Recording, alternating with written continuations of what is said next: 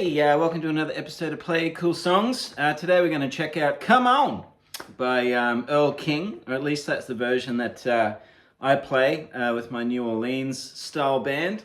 But Stevie Ray Vaughan's done a version, I think Chuck Berry's done a version.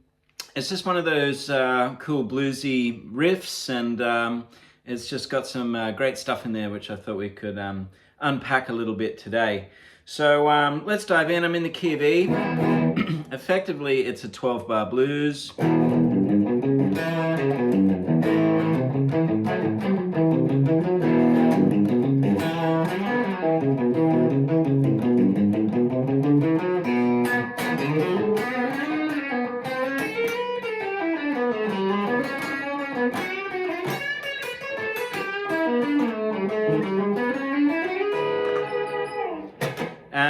But yeah, got some riffage in there. So we've just got this thing which we are repeating as a call and response with the vocals.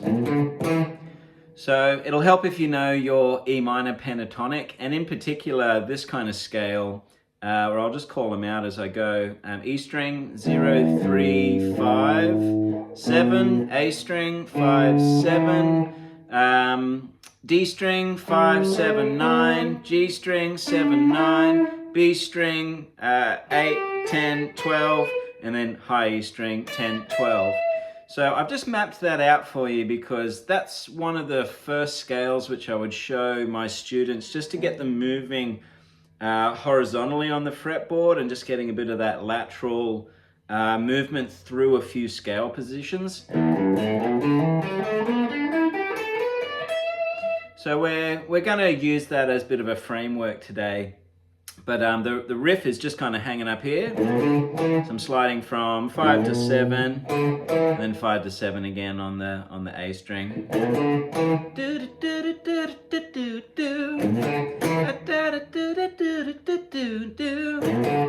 Right, and then we just keep playing through that until we get to this riff. Okay, so I bring in a bit of palm muting there. And I'm going 5, 7, 5, 5, 7, 3, 5, open. And then we get to the sort of chord riff. Okay, now for this next bit here, I am bouncing between an E7 and an A7. And how I'm playing that is really just with the 3rd and the 7th. As it would be in a E7 chord. Oh, there's an E7 for you. So if you can picture that chord shape there, I'm now on 6 and 7 of my D and G string, and I'm just going to hold that shape there. It's a little kind of diagonal shape there. Okay, the Django voicing. And when I move down to that position, which is 5 and 6, then it's an A7, where I've got the 7th and the 3rd scale degree of the A7, and then up here I've got the 3rd and the 7th. Okay.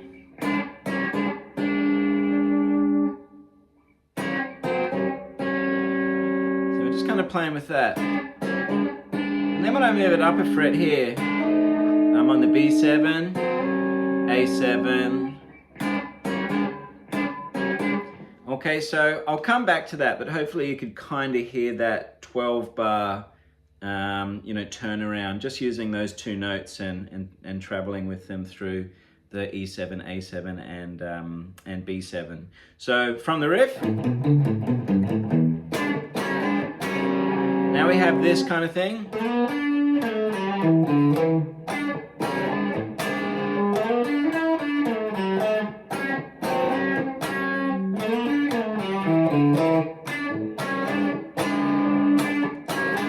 And then I'll go up to the B7.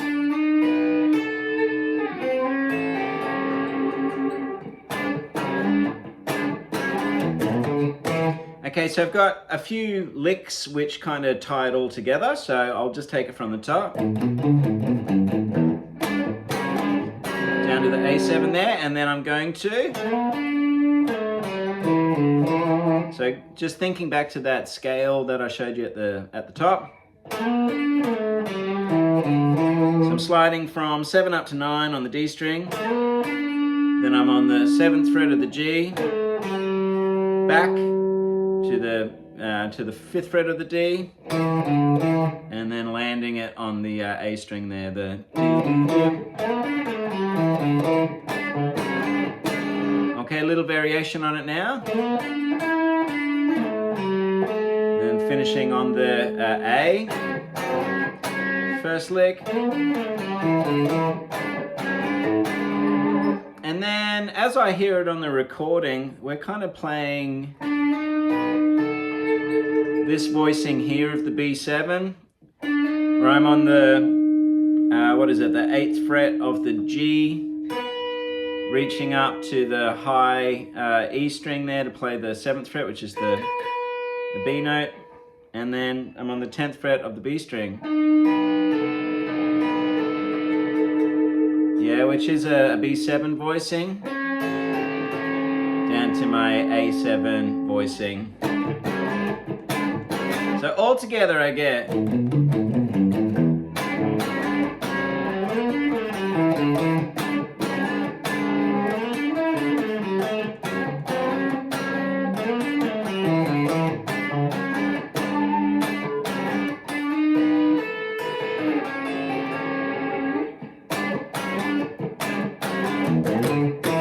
And then the verse is really just that riff. So I share solo duties with, a horn player usually on this, but, our approaches are pretty similar in the scale choices that we would use. And it's kind of meshing that major and minor pentatonic, overlapping those scales together. So, if I think back to this run here, okay.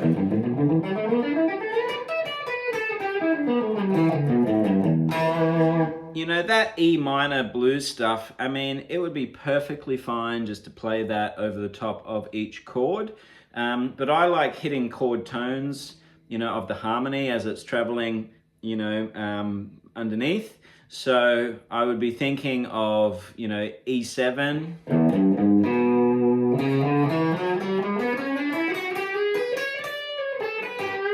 To A7.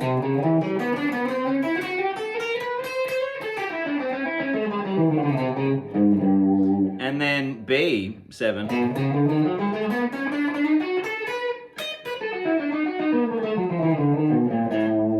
Right, so I'm really thinking about those arpeggios.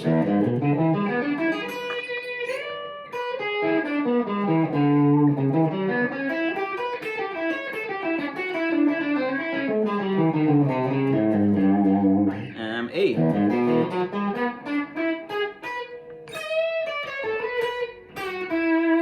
To B.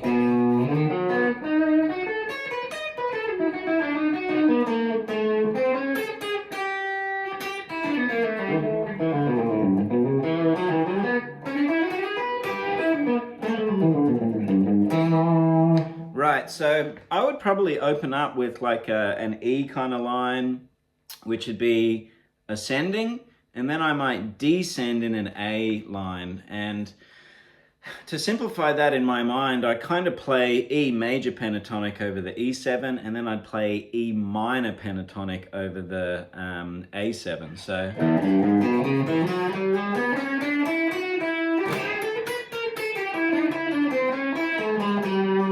right as a line idea there. So here's the E. Now I'm on the A.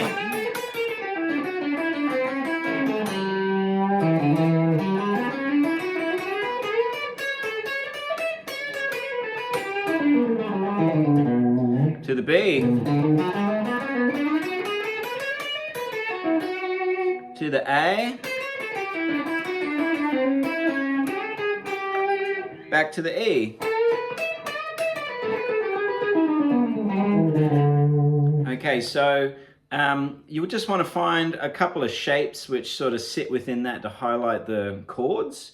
So I like to take, the G to the G sharp and sort of build a bit of an ascending line with that.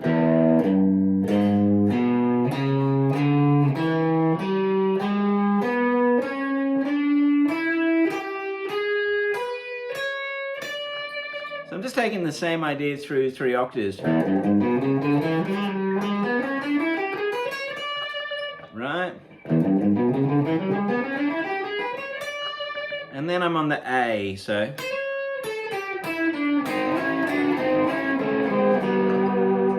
Okay, descending through that, and then back to an E line.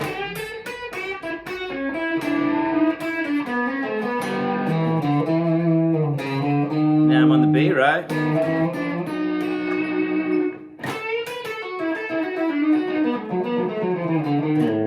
To the A. And then just finish it with you.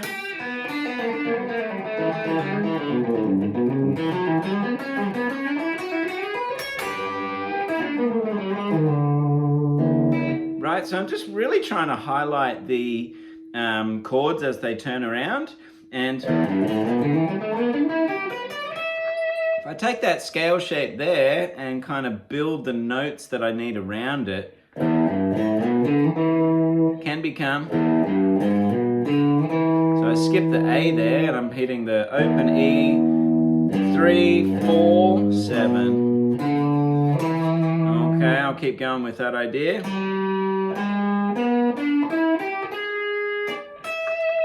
Right? So there's E, and now A, I'll just travel down.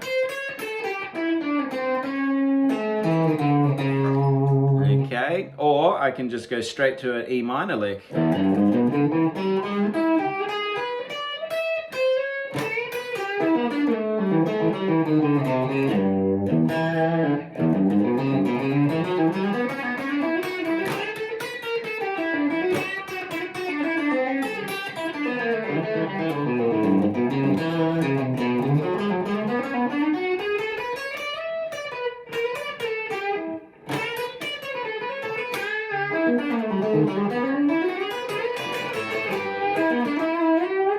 So it all kind of works, you know, over the top of each other, and I'm really thinking about my E7 arpeggios and where that kind of overlaps with the E minor licks. Okay, so you're kind of practicing E major pentatonic, or, you know, E mixolydian with the flat 7 and the E minor blues, and then just stacking them on top of each other. And then, you know, a couple of ideas just to sound authentic to the era of, you know, guitar, which for me is kind of that 50s, 60s rock and roll. I try and throw in some Chuck Berry kind of ideas. So these sort of double stops.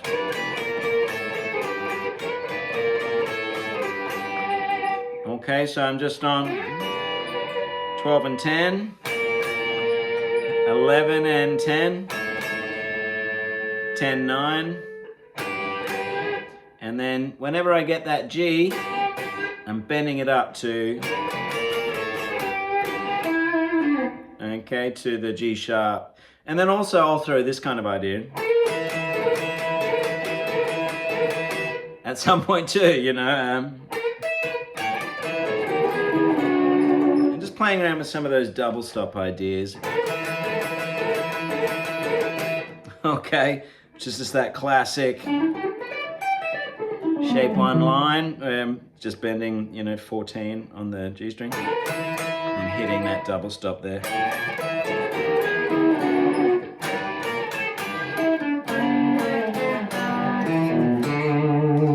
Okay, so plenty of good stuff in there. It's a cracking tune, you know, even just playing along with the recording. You know, to get the structure of the song under your fingers and, you know, the timing and everything on it. And from there, you know, stick it in a looper pedal and just try some of these lick ideas to build your vocab that way.